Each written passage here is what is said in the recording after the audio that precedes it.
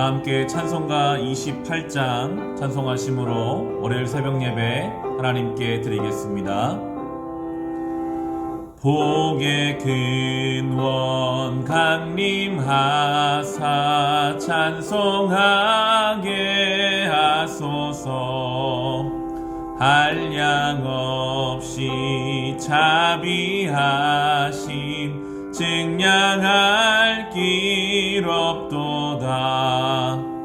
천사들의 찬송가를 내게 가르치소서.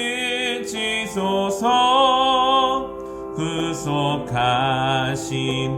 그 사랑을 항상 찬송합니다. 주의 크신 도움 받아 이때까지 왔으니 이와 같이 천국에도 이르기를 바라네. 하나님의 품을 떠나 죄에 빠진 우리를 예수 구원하시려고 보혈 흘려 주셨네. 주의 귀한 은혜 받고 일생 빚진 자 되네. 주의 은혜 사슬되사 나를 주께 매소서. 우리 마음은 연약하여 범죄하기 쉬우니 하나님이 받으시고 천국인을 치소서. 아멘.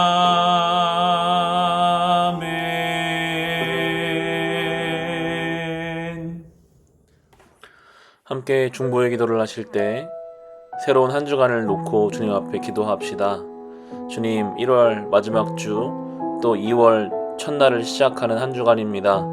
주님께서 우리에게 은혜 베풀어 주셔서 말씀과 기도로 우리의 인생을 잘 조율하게 하시고 매일매일 깨어있는 한 주간 되게 하여 주옵소서. 계획하고 있는 우리 개인적 일정과 우리의 가정, 교회, 이 나라 이 민족 위에 주님께서 한 주간 우리와 동행하여 주시옵소서. 우리 한 주간의 삶을 주님께 맡겨드리며 함께 기도하겠습니다.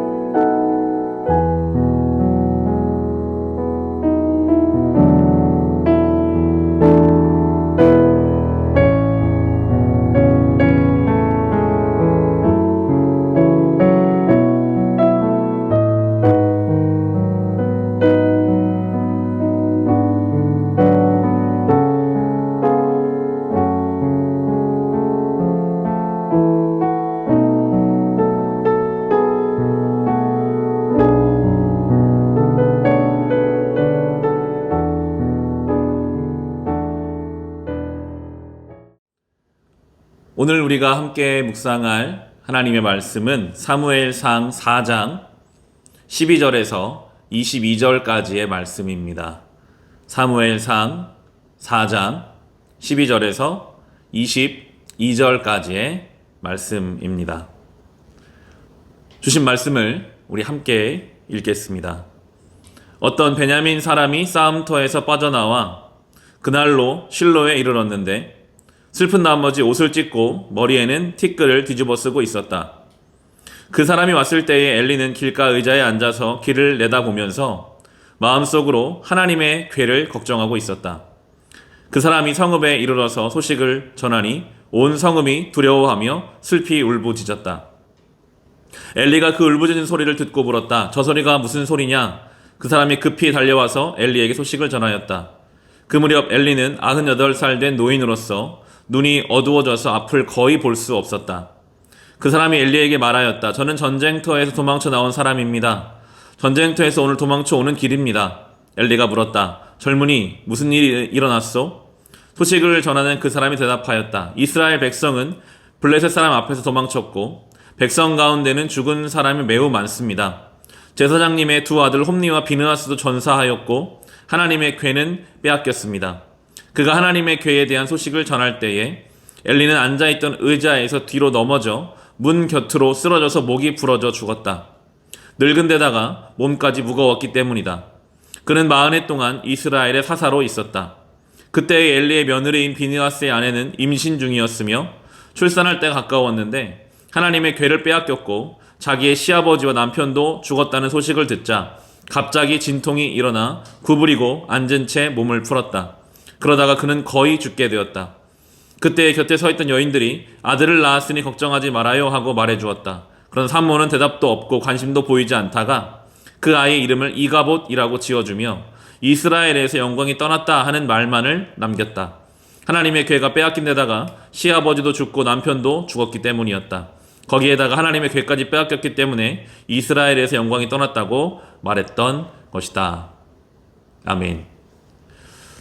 블레셋과의 전쟁에서 이스라엘이 큰 패배를 했습니다. 어제 본문이었죠. 10절에 보면 아주 크게 져서라는 표현이 나오고 3만 명이 죽었다라고 하며 언약궤는 빼앗겼고 엘리의 두 아들, 그 전장터에서는 실제적으로 영적인 지도자였던 홈니와 비느하스도 다 죽었습니다.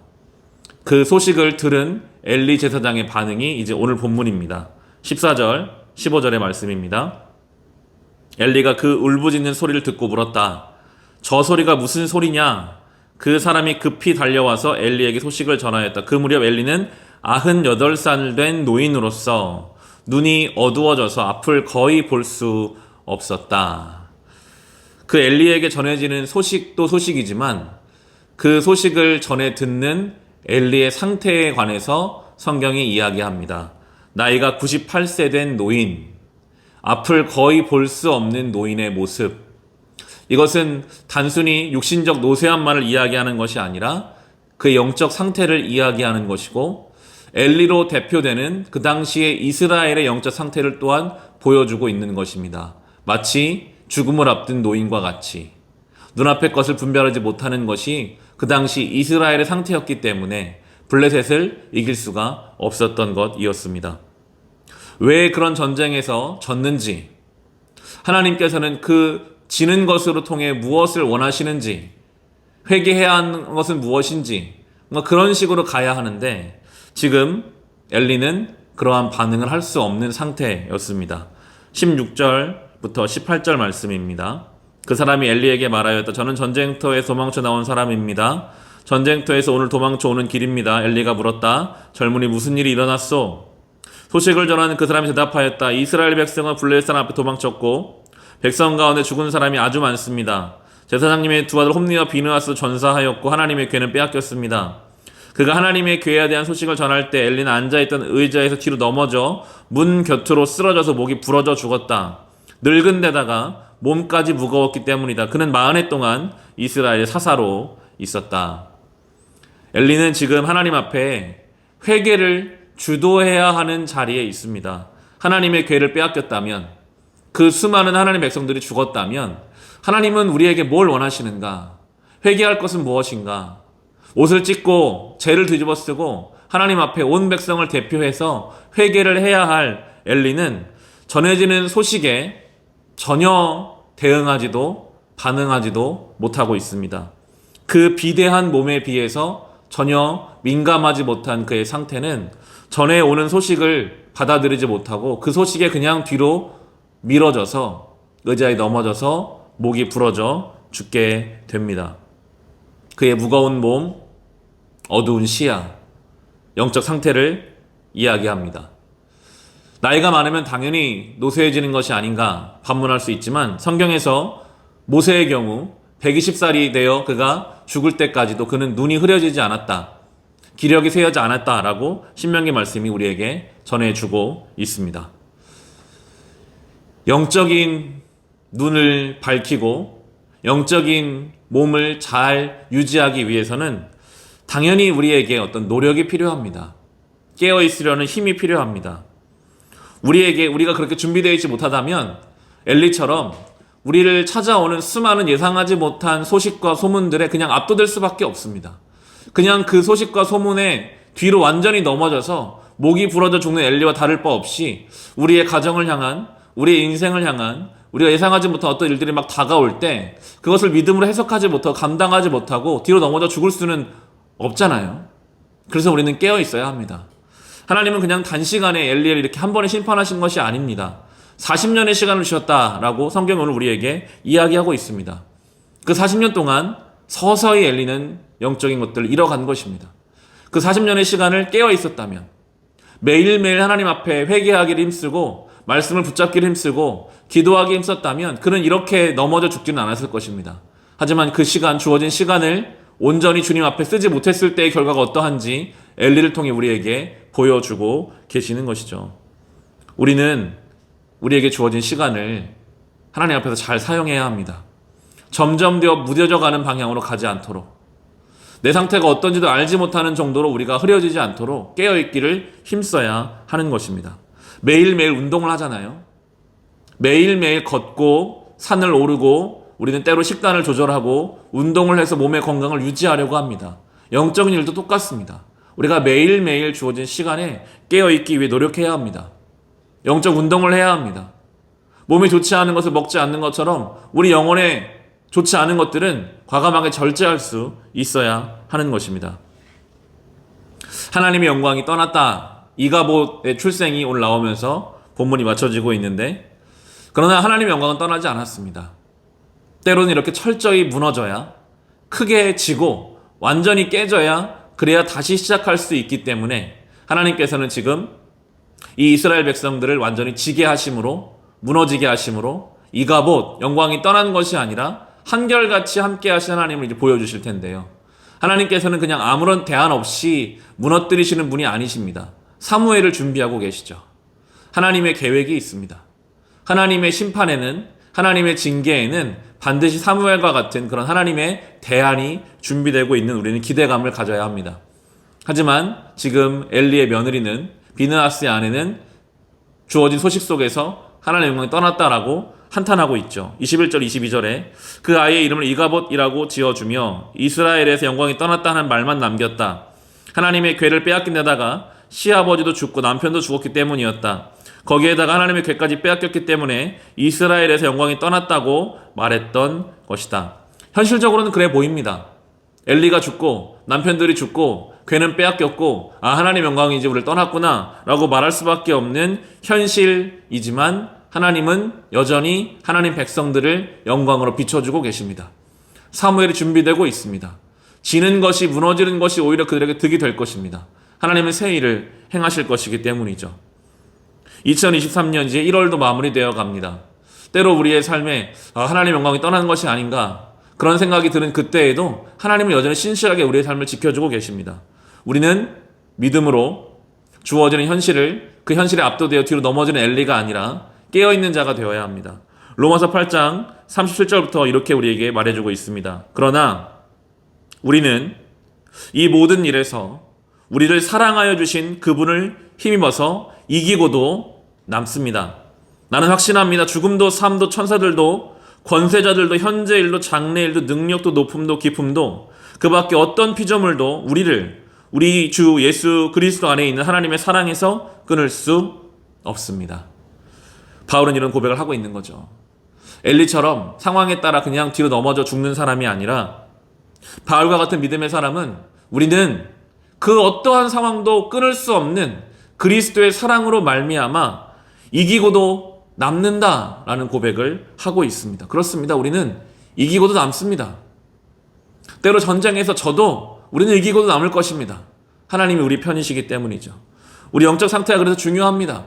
상황은 똑같을지라도 그 상황에 그냥 압도되어 뒤로 넘어져 죽는 것이냐, 아니면 오늘도 이기고도 남는다, 그 어떤 것도 우리를 그리스도의 사랑을 끊을 수 없다라는 믿음으로 살아낼 것인가, 우리 영적 상태가 그것들을 분별할 것입니다. 묵상 질문을 드리며 오늘 본문을 설교를 마치려고 합니다.